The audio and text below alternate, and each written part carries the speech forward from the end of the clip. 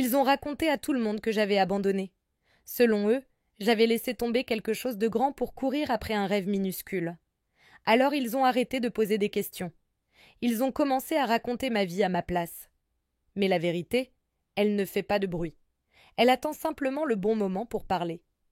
Si tu crois en la force tranquille, en ces histoires qui mûrissent lentement mais frappent fort, alors abonne-toi à cette chaîne. Parce que parfois, les parcours les plus puissants sont ceux que personne n'avait vus venir. Je m'appelle Camille Dumas. J'ai 31 ans. Je vis au-dessus d'une vieille librairie dans un quartier calme de Lyon.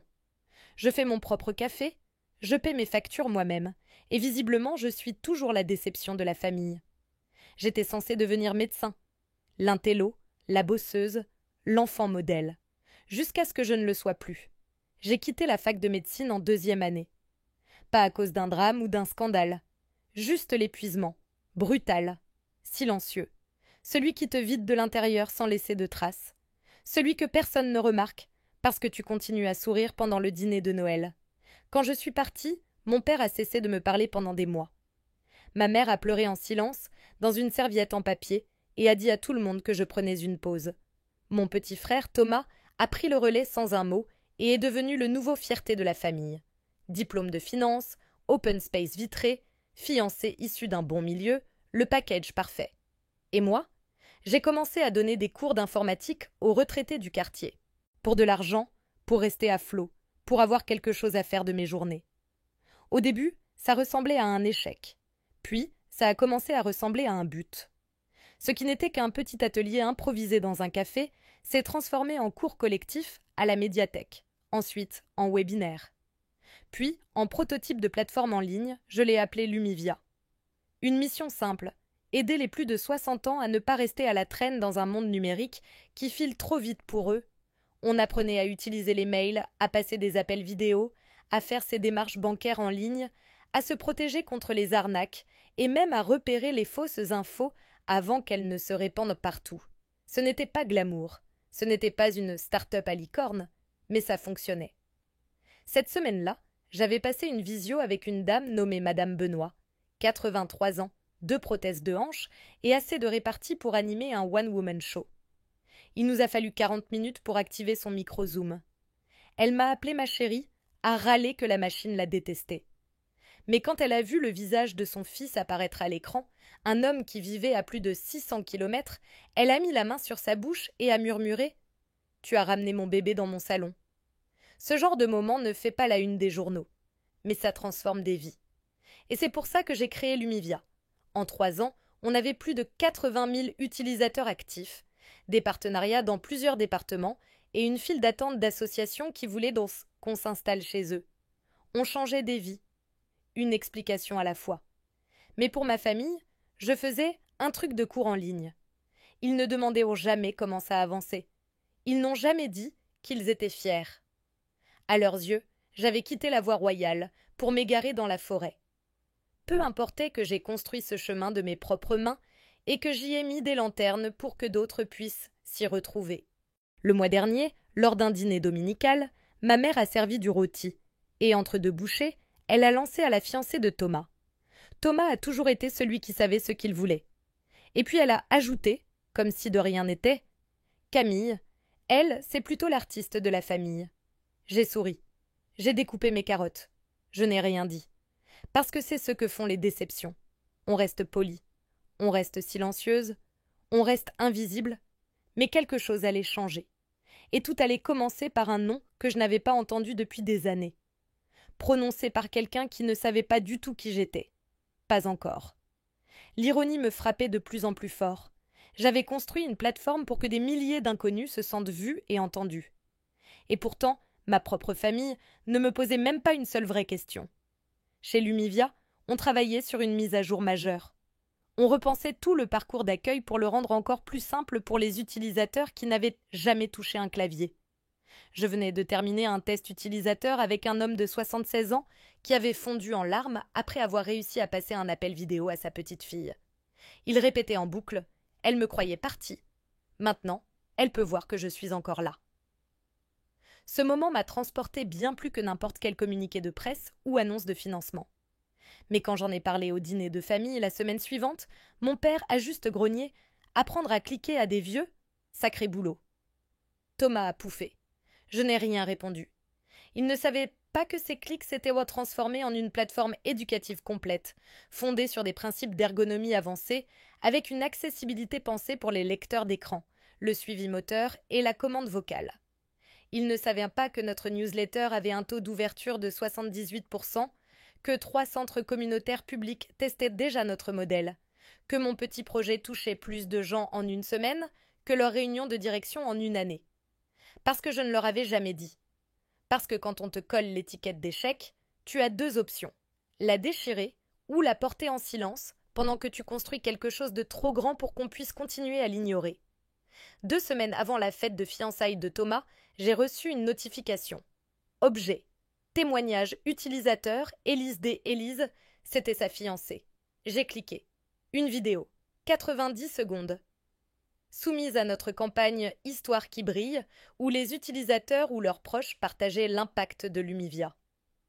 Dans la vidéo, Élise était assise dans un salon baigné de lumière, tenant la main d'une dame souriante. « Voici ma grand-mère, Jeanne, disait-elle. Elle a perdu mon grand-père au printemps dernier, et c'était une période très dure pour elle. Mais grâce à Lumivia, elle a pu rester en contact avec nous tous. Elle a appris à utiliser les appels vidéo, les applis de livraison, même les emails. Elle a repris confiance. Et nous, on a pu la retrouver. » J'ai figé. Élise ne savait pas qui j'étais. Ne faisait pas le lien. Elle savait juste que Lumivia avait aidé sa famille. J'ai regardé la vidéo 2 fois, puis une 3e. À la fin, la grand-mère m'a regardé droit dans la caméra et a dit « Merci Camille, tu m'as rendue humaine. » Ce soir-là, ma mère m'a appelée. « N'oublie pas, le dîner des fiançailles, c'est samedi. On veut que tout soit parfait. » J'ai hésité. « Je ne sais pas si je viendrai, j'ai dit. »« Pourquoi ?» a-t-elle répondu trop vite. « Parce que je ne suis pas sûre d'y avoir ma place. » Silence. Puis « Juste. Évite de trop parler de ton site. Tu sais, la famille d'Élise est très traditionnelle. Grandes écoles, ce genre-là. » J'ai failli rire. Compris. Pas un mot sur les boutons. Elle n'a pas relevé le sarcasme. J'ai raccroché et regardé les lumières de la ville trembler derrière la vitre, sous la pluie. Ma mère n'avait aucune idée que la fiancée de son fils m'avait remerciée, en vidéo, les larmes aux yeux. Et je n'avais aucune intention de le lui dire. Pas encore. Parce que parfois, il vaut mieux laisser la vérité faire son entrée toute seule. La semaine de la fête de fiançailles, je n'ai même pas touché à la carte RSVP. Il s'attendait à ce que je vienne, que je souris poliment, que je reste dans un coin comme une vieille photo un peu floue qu'on garde par habitude. Je me suis dit que j'irais. Pas pour eux. Pour Élise. Pour la grand-mère qui avait dit que je lui avais rendu son humanité. Une semaine avant la fête, lors d'un barbecue chez une cousine, quelqu'un m'a lancé « Alors, toujours ton petit truc sur Internet ?» J'ai souri. J'ai hoché la tête. J'ai mordu ma langue. Ma mère, juste à côté, n'a pas corrigé. Elle n'a pas dit que j'avais une équipe, des utilisateurs, des subventions. Elle a juste proposé une 2e portion de salade de pommes de terre. Et moi, debout avec mon assiette en carton, j'ai fait semblant de ne pas rétrécir de l'intérieur. Plus jamais pour eux. Au bureau, on finalisait un partenariat avec le réseau des bibliothèques régionales. Lumivia allait être testé dans 12 antennes rurales, des endroits où les chèvres étaient plus nombreuses que les connexions Internet. Du vrai boulot, du concret. Pendant ce temps, chez moi, ma mère choisissait la couleur des serviettes et m'envoyait des exemples de robes par email avec la mention « pas de noir, pas de tailleur ». Quelque chose de féminin cette fois. J'ai regardé ce message comme on regarde un piège. Ma mère aimait le contrôle. Surtout sur les femmes qui refusaient de se laisser contrôler. Le vendredi, veille de la fête, je suis allée dans un petit café pour rencontrer notre nouvelle stagiaire, une développeuse brillante de 19 ans, passionnée d'ergonomie pour les publics âgés. Pendant qu'on discutait, une femme à la table d'à côté s'est penchée vers moi. « Excusez-moi. Vous êtes bien Camille Dumas, celle de Lumivia ?» J'ai cligné des yeux. « Oui. » Elle a souri. « Mon père utilise votre plateforme depuis des mois. Il m'envoie des blagues maintenant. Des blagues avec des images. Je ne savais même pas qu'il savait ce qu'était un mème. » La stagiaire m'a regardée comme si j'avais mis une cape de super-héroïne. « Vous ne m'aviez pas dit qu'on vous reconnaissait ?» En général, non. Mais la vérité, c'est que ça commençait. Plus de mails, plus de témoignages, une invitation à un podcast. Un léger frémissement en dehors du prisme étroit de ma famille. Je n'étais pas invisible, j'étais en train d'émerger. Cette nuit-là, je n'ai pas dormi. J'ai revu la vidéo d'Élise en boucle, sa voix, son émotion. Elle ne me connaissait pas personnellement, mais elle avait fait confiance à quelque chose que j'avais créé, quelque chose né de l'échec, du doute, du courage de recommencer. Et cette confiance, elle était réelle, pure, méritée. Pas comme l'amour que je m'évertuais à quémander auprès de gens qui refusèrent de me voir. À 3 heures du matin, je me suis levée. J'ai sorti une robe, pas noire, pas un tailleur, vert émeraude profond, sans manches, lignes sobres, élégante, simple, à moi. J'ai glissé la vidéo d'Élise sur une clé USB. Pas pour la montrer, juste pour la voir sur moi. Un rappel silencieux que parfois, les vagues qu'on crée vont bien plus loin qu'on ne l'imagine, et ramènent des gens qu'on croyait perdus. Le restaurant était en verre et en laiton, du genre à tamiser les lumières exprès, avec du beurre à la truffe pour le pain. Je suis arrivée 10 minutes en avance. Comme toujours, ma mère avait l'air surprise. « Oh, tu es venue. Tu m'as invitée, ai-je répondu simplement. Eh bien, je suis contente. Elle ne l'était pas. Je l'ai vue à son sourire tendu, à son regard rapide sur ma robe, comme si elle était un peu trop vive, un peu trop assumée. J'ai pris place au bout de la table, assez loin pour être floue, juste comme ils aiment. Thomas et Élise sont arrivés 15 minutes plus tard. Rayonnant. Élise m'a prise dans ses bras, comme tout le monde. Pas un mot de plus. Elle ne m'avait pas encore reconnue. Pas comme ça. La soirée s'est déroulée entre discours, verres levés, compliments pleins de chiffres et de prestige. Le père d'Élise a parlé d'héritage et de loyauté. J'ai acquiescé, invisible encore, jusqu'au dessert, jusqu'à ce qu'Élise se penche vers moi, les yeux plissés de curiosité. Au fait, Camille, je voulais te demander, tu fais quoi exactement déjà ? Le silence s'est installé doucement. Ma mère s'est figée. J'ai pris une gorgée d'eau. Je dirige une plateforme de formation numérique pour les personnes âgées. Ah, des cours en ligne ? Plutôt un système d'apprentissage adaptatif. On se concentre sur l'accessibilité, lecteur d'écran, navigation en grands caractères, commande vocale. Élise a cligné des yeux. Comment ça s'appelle ? Lumivia. Son regard s'est agrandi. Non. Tu veux dire que tu es Lumivia ? J'ai hoché la tête. C'est moi qui l'ai fondée. Sa main a couvert sa bouche. Elle a regardé Thomas, puis de nouveau moi. Tu es la Camille Dumas ? Celle des campagnes Histoire qui brille ? Et soudain la pièce n'écoutait plus. Elle retenait son souffle. La fourchette de ma mère s'est arrêtée en plein vol. Élise a continué, la voix pleine d'émotion. Ma grand-mère, Jeanne, elle utilisait Lumivia tous les jours jusqu'à la fin.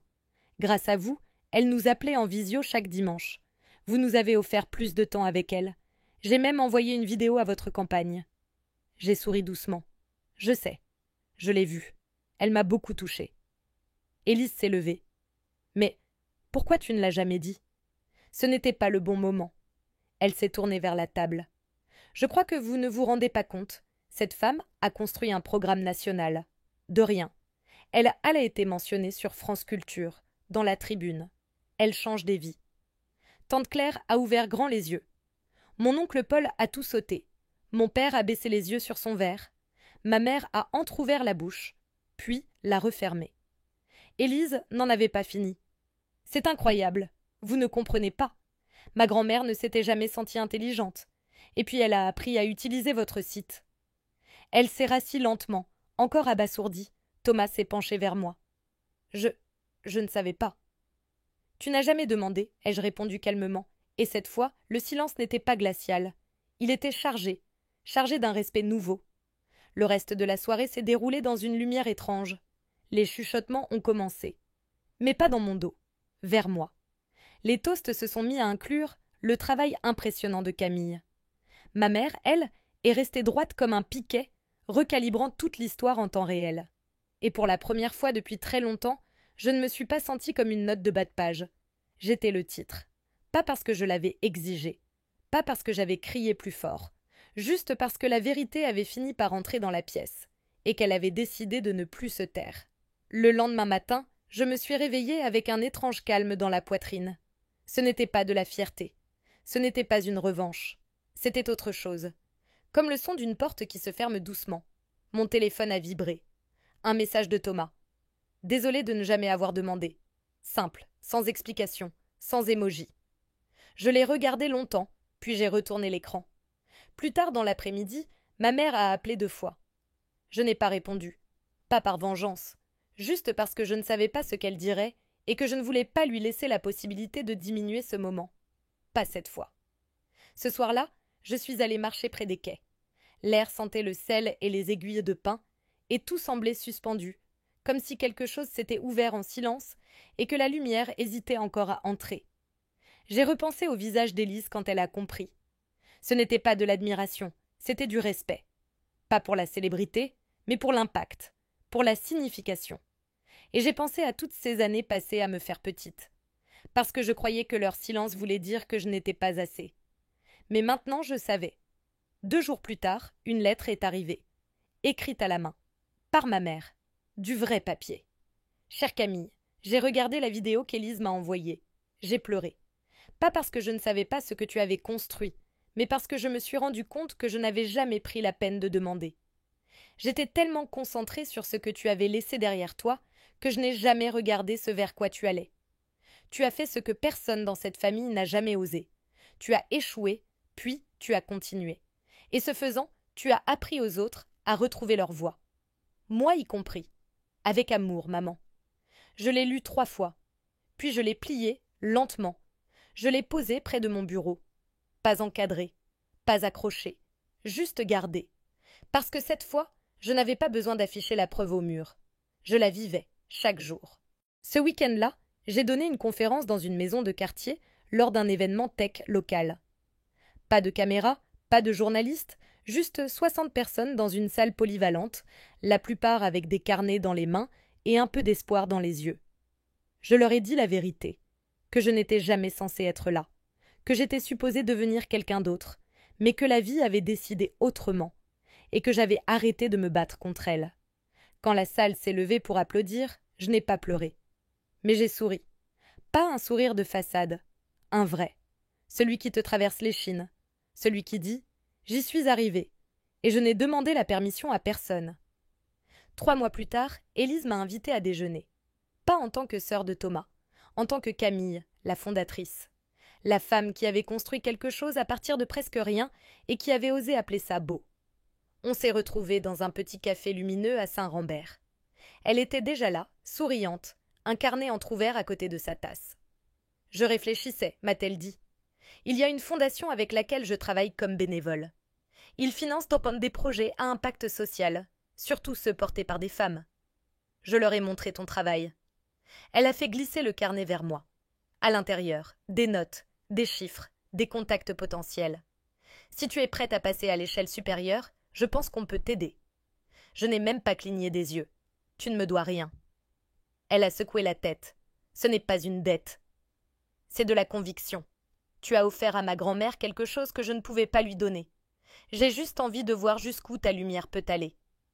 Et pour une fois, j'ai laissé quelqu'un croire en moi, sans me crisper. Cet été-là, Lumivia a lancé sa première campagne nationale. On l'a appelée « Dignité numérique ». Des ateliers dans les bibliothèques, des points de formation dans les maisons de quartier, des programmes gratuits pour les anciens combattants et les seniors isolés. On a franchi la barre des 250 000 utilisateurs. Un jour, j'ai reçu un email d'un homme de 92 ans, vivant dans le Cantal. « Votre plateforme m'a permis de demander un passeport en ligne. Le mois prochain, je prends l'avion pour la première fois. Je vais voir mon arrière-petite-fille. Merci de m'avoir donné ce premier pas. » Je suis restée longtemps à lire ce message. Pas pour me rassurer, juste pour me souvenir. Chaque effort discret compte. Au mariage de Thomas et Élise, je portais une combinaison bleu nuit. Personne n'a sourcillé. Ma mère m'a présentée à ses amis comme « Voici ma fille, Camille. Elle dirige une organisation nationale. » Ce n'était pas le mot parfait, mais c'était un début. Plus tard, elle m'a prise à part, un verre de vin blanc à la main, les yeux humides. « Tu as toujours marché à ta façon, » a-t-elle dit. « Avant, je croyais que ça voulait dire que tu étais perdue. Maintenant, je vois que tu marchais juste devant nous. » On ne s'est pas prise dans les bras, mais on était restés côte à côte plus longtemps que jamais. Et c'était suffisant. Ce soir-là, sous un plafond de guirlandes, j'ai regardé les gens danser. Thomas m'a rejointe les mains dans les poches, un peu mal à l'aise. Élise m'a dit que tu allais parler chez Google, c'est vrai? Le mois prochain. Tu comptes te vanter d'être ma sœur? J'ai ri. Tu comptes te vanter d'être mon frère? Il a souri. Et juste comme ça, le passé a desserré ses doigts. 2 semaines après le mariage, j'ai envoyé à Thomas et Élise un petit colis. À l'intérieur, une note manuscrite et une clé USB. Sur cette clé, une version personnalisée de Lumivia, conçue pour l'établissement où la grand-mère d'Élise avait passé ses dernières années. Accès à vie, sans frais, avec assistance technique complète. Je ne l'ai dit à personne. Pas de communiqué, pas de crédit. Juste une phrase. Certaines connexions survivent à l'incompréhension. Merci d'avoir aidé la mienne à retrouver sa voix. Le lendemain matin, Élise m'a appelée. Elle n'a pas parlé tout de suite. Elle a juste respiré, à travers ses larmes, et chuchoté. « Tu n'étais pas obligée. » J'ai souri. Je sais. C'est pour ça que je l'ai fait. De retour chez moi, j'ai imprimé une citation. Je l'ai scotchée sur la porte du frigo. Ils diront que tu as échoué, jusqu'au jour où ils te demanderont comment tu as fait. Pas de signature, pas d'amertume, juste la vérité. Et dessous, mon reflet dans la porte du frigo. Souriant, solide. Parce que cette fois, la lumière ne venait plus de personne d'autre. Elle était à moi depuis le début. Et toi, tu regardes cette vidéo depuis où? J'aimerais vraiment savoir de quelle ville, de quel coin du monde tu écoutes cette histoire. Est-ce qu'elle a réveillé quelque chose en toi? Partage-le en commentaire. Tu ne sais jamais qui aura besoin de lire tes mots aujourd'hui. Et si cette histoire t'a parlé, si tu crois aux victoires silencieuses, à la reconstruction personnelle, aux récits qui comptent vraiment, abonne-toi à cette chaîne. Ce n'est que le début. Et ce serait un honneur de te compter parmi ceux à qui je raconterai la suite. Merci du fond du cœur d'avoir été là. À bientôt. Et n'oublie pas, reste ancré, reste bienveillant, et surtout souviens-toi que ton histoire, elle est encore en train de s'écrire.